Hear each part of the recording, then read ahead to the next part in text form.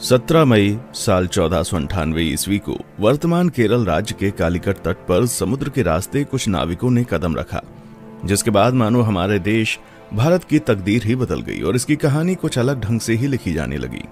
दोस्तों, ये वो दिन था जब यूरोपियन समुद्री नाविक एवं खोजकर्ता वास्को डी गामा ने भारत की खोज की थी।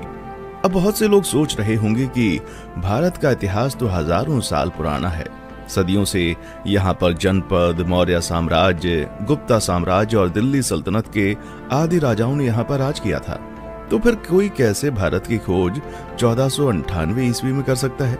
तो दोस्तों, आपको बता दें, भारत में सदियों से जितने भी आक्रमणकारी जैसे सिकंदर, मंगोल आदि आते थे, तो वह हमेशा भारत को पश्चिमी एशिया से जोड़ने वाले मशहूर रास्ते खैबर दर्रा से होकर आते थे। लेकिन 17 मई 1498 को वास्को डी गामा ने समुद्र के रास्ते यूरोप से भारत के केरल राज्य के कालीकट तक पहुंचकर एक समुद्री रास्ता ढूंढ निकाला था, जिसे ही वास्तव में भारत की खोज माना जाता है। दोस्तों, आपको बता दें, उस समय भारत अपने कृषि उत्पादों के लिए बहुत ही ज्यादा मशहूर हुआ करता था। विशेषकर मसालों जैसे कि काली मिर्च, इलायची, दालचीनी आदि के लिए बहुत प्रसिद्ध था, जिस कारण उस समय भारत के साथ व्यापार करने के लिए यूरोप तथा अरब के देशों के बीच होड़ लगी रहती थी। लेकिन उस वक्त एशिया के प्रमुख देशों जैसे भारत, चीन, म्यांमार आदि के साथ व्यापार केवल स्थलीय मार्ग से ही होता था, जिसे सिर्फ मुस्लिम शासक एवं व्यापारी ही इस्तेमाल किया करते थे और मुस्लिम शासक उस मार्ग से यूरोपियों को व्यापार नहीं करने देते थे। लेकिन जब यूरोपीय लोग भारत में आने के बारे में और यहाँ की दौलत के बारे में सुनते थे, तो वे भारत पहुँचने के लिए और भी उत्सुक हो जाते थे। इसलिए व्यापार मार्ग की समस्या को खत्म करने के लिए कई यूरोपीय देशों ने यूरोप और भारत के मध्य एक समुद्री मार्ग खोजने का प्रयत्न शुरू कर दिया। मगर कई सालों के प्रयासों के बाद भी कोई सफल नहीं हो सका, क्योंकि उस समय यूरोप में समुद्र को लेकर तरह तरह की अफवाहें उड़ती रहती थी। जैसे कि कई लोगों का मानना था, अगर समुद्र में नाव को बहुत दूर तक ले गए तो नाव समुद्र के अंतिम छोर पर जाकर गिर जाएगी। इसलिए कुछ नाविक समुद्र में बहुत लंबा सफर नहीं करते थे। लेकिन फिर 1960 के दशक में पुर्तगाल के शहर सीन्स में जन्मे वास्को डी गामा ने भारत का समुद्री मार्ग ढूंढकर यूरोप के सामने व्यापार का एक नया दौर शुरू कर दिया और हमेशा के लिए इतिहास के पन्नों में अपना नाम दर्ज करा लिया। कैसे शुरू हुआ था भारत को खोजने का सफर? दोस्तों, वास्को डी गामा का जन्म 1960 के दशक के आसपास ही पुर्तगाल के सिंस में हुआ था। उनके पिता एस्टेवा भी एक अच्छे नाविक एवं समुद्री खोजकर्ता थे। वास्को डी गामा का सारा बचपन अपने पिता के साथ एक नाविक और यात्रा के माहौल में बीता था। फिर सन 1480 में वास्को डी गामा ने अपने पिता का अनुसरण करते हुए पुर्तगाली नौसेना में वो शामिल हुए। यहीं पर उन्होंने नौचालन का एक एडवांस तरीका और लंबी समुद्री यात्रा करना सीखा। फिर उस समय पुर्तगाल के राजा हेनरी, जिन्हें हेनरी द नेविगेटर के नाम से भी जाना जाता था, उन्होंने उत्तर और पश्चिम अफ्रीका में कई सफल समुद्री यात्राओं तथा खोजों को आर्थिक सहायता एवं संरक्षण प्रदान किया था, जिस वजह से बहुत से नाविक नए नए द्वीपों को ढूंढने की कोशिश किया करते थे।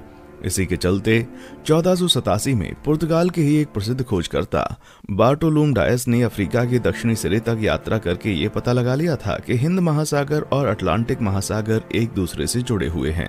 जिसके बाद डी गामा, जो समुद्री यात्राओं एवं खोजबीन में गहरी दिलचस्पी रखता था, वो जानता था कि यदि हिंद और अटलांटिक महासागर अफ्रीकी भूमि के अंत में जुड़ते हैं तो वो अफ्रीका से दूर दक्षिणी कोने पर मौजूद केप ऑफ गुड होप के माध्यम से भारत तक पहुंचने का मार्ग खोज सकता है।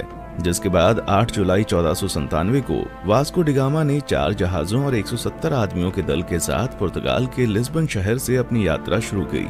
वो खुद 200 टन वजनी सेंट गैब्रियल नामक जहाज में सवार हुआ और अपने छोटे भाई पाउलो को सेंट राफेल नामक जहाज का नेतृत्व सौंप दिया। फिर कुछ दिनों के बाद उनका जहाजी बेड़ा इस समय के मोरक्को देश के निकट स्थित कैनरी द्वीप से गुजरते हुए केप वर्दे द्वीप समूह पहुंचा और वहीं 3 अगस्त तक रुका रहा।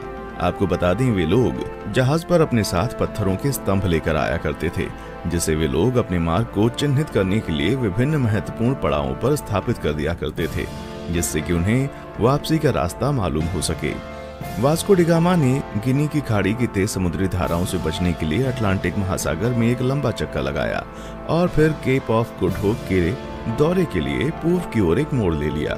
ये भारत की खोज में उनकी पहली प्रमुख सफलता थी।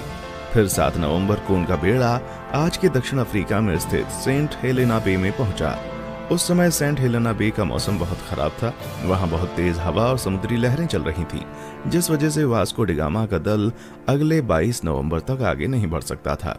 लेकिन फिर भी कुछ दिनों बाद मौसम अच्छा होने पर उन्होंने यात्रा करना शुरू कर दिया और वे केप ऑफ गुड होप पहुंच गए, जहां पहुंचकर उन्होंने इस जगह का अच्छे से दौरा किया। दोस्तों, आपको बता दें, जब Vasco da Gama Cape of Good Hope नामक स्थान पर पहुंचे तो तभी उन्होंने महसूस किया कि उसका भारत तक मार्ग खोजने का सपना हकीकत में तब्दील हो सकता है। और फिर मार्ग को चिन्हित करने के लिए पहले की भांति वहां एक पत्थर का स्तंभ स्थापित किया और फिर आगे की यात्रा की तैयारी करने लगे।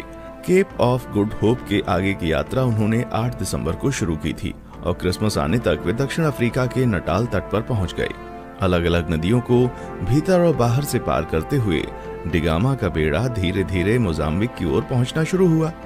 इस बीच वे लगभग 1 महीने तक कहीं पर रुके और जहाजों की मरम्मती का काम किया। फिर 2 मार्च 1498 को डी गामा का बेड़ा मोजाम्बिक द्वीप पर पहुंच गया। जब डी गामा अपने दल के साथ मोजाम्बिक की धरती पर उतरा और वहां के निवासियों से मिला तो उन्हें लगा कि ये पुर्तगाली जहाजी भी उन्हीं की तरह मुसलमान है, इसलिए उन लोगों ने उनकी खूब मदद की। डी गामा का मोजाम्बिक में पड़ाव डालना काफी उपयोगी सिद्ध हुआ। वहां उसे समुद्र के किनारे बंदरगाह पर सोने, चांदी तथा मसालों से भरे हुए 4-5 जहाज दिखाई दिए। उसकी मुलाकात ऐसे स्थानीय लोगों से भी हुई जो कभी कभी भारतीय समुद्री तटों की यात्रा करते थे। इससे वास्को डी गामा को पूरा विश्वास हो गया कि वो उचित दिशा की ओर आगे बढ़ रहा था। उसे उस दिशा को समझने में भी मदद मिली जिधर अब उसे आगे बढ़ना था। फिर 7 अप्रैल 1498 को उनका बेड़ा मोम्बासा में प्रवेश कर गया तथा यात्रा के एक और महत्वपूर्ण ठहराव मोम्बासा के ही मालिंदी में लंगर डाल दिया। मालिंदी में डी गामा की मुलाकात कांजी मालम नामक एक ऐसे गुजराती नाविक से हुई जो भारत के दक्षिण पश्चिम तट के कालीकट जाने का मार्ग जानता था। उस गुजराती नाविक के महत्व को देखते हुए डी गामा ने उसे भी मार्गदर्शक के रूप में अपने बेड़े में ले लिया और फिर अगले 20 दिन तक लगातार हिंद महासागर में चलने के बाद डी गामा को धीरे धीरे भारत के घाट और पहाड़ दिखने लगे। फिर 17 मई 1498 को वो भारत के दक्षिण पश्चिम में स्थित कालीकट के बंदरगाह पर जा पहुंचा। कालीकट में स्थानीय राजनयिकों द्वारा वास्को डी गामा का काफी अच्छी तरह से स्वागत किया गया। वो यहाँ लगभग अगले 3 महीने तक रहा और भारत के बारे में बहुत सारी महत्वपूर्ण जानकारियां इकट्ठा करता रहा।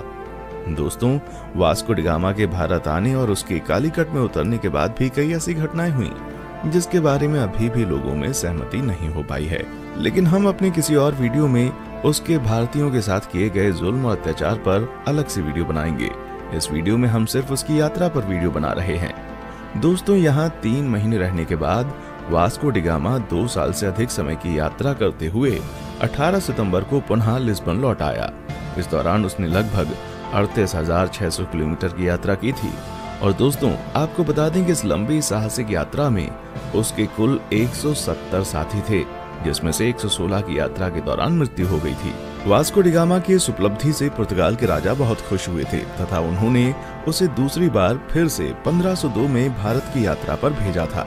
इतिहासकारों का मानना है जब डी गामा विभिन्न प्रकार के भारतीय मसालों और रेशम के साथ अपने देश पुर्तगाल लौटा तो उसने केवल मसाला बेचकर ही यात्रा पर खर्च किए गए पैसों से 4 गुना ज्यादा पैसे कमा लिए थे।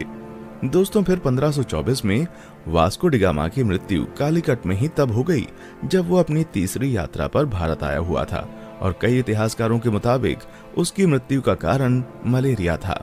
दोस्तों, जब डी गामा ने यूरोप और भारत के बीच का समुद्री मार्ग खोज लिया था तब डी गामा का नाम पूरे यूरोप में बहुत मशहूर हो गया था और उसकी उस साहसिक यात्रा की चर्चा सभी यूरोपीय देशों में होने लगी थी तथा धीरे धीरे अन्य देशों ने भी उसी खोजे गए रास्ते से अपने अभियान भारत भेजने शुरू कर दिए थे, जिस वजह से पुर्तगालियों के बाद डच, डेनिश, ब्रिटिश और फ्रांसीसी भी भारत आना शुरू हो गए थे।